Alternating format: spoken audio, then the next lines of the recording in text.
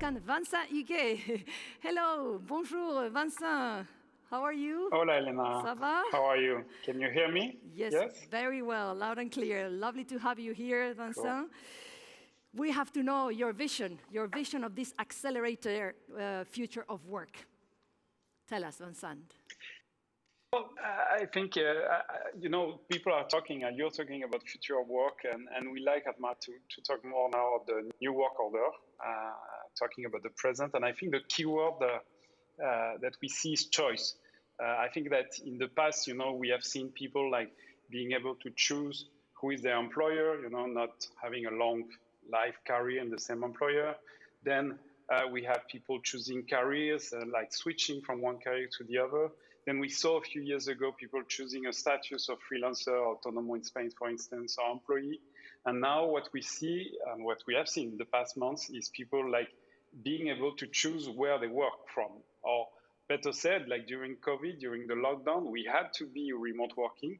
But I think now we're going to be in the coming months and in coming years, and people like, for instance, Google was talking about that yesterday, going to more hybrid model where we are sometimes working from home, sometimes working in the office, because I think it's also very important. So I see a world of work which is much more hybrid than a world of choice in the end.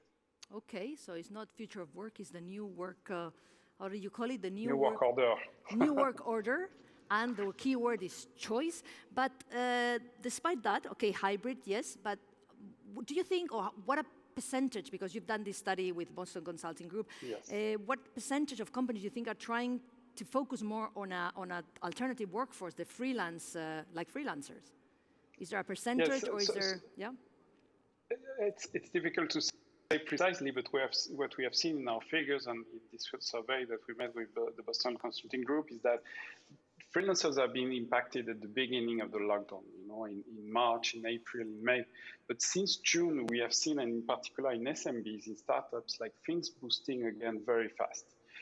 What we think is that, now in Europe, 25% of the IT tech workers are freelancers. So companies, what they've seen in this period is that they were able actually to move to this new order, to this new way of working, also thanks to freelancers.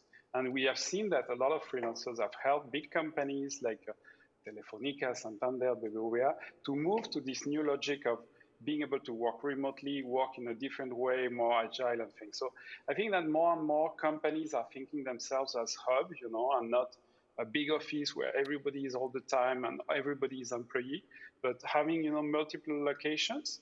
And going back to this idea of choice, I think that yes, people will want to be able, like as a project manager, to sometimes work with employees inside the company, and sometimes they will have to look for an expert, and these experts are more and more freelancers. So in the future, and more with companies that are also freezing their hires for the moment, we expect, and we already see in September, a big spike of the number of freelancers contracted.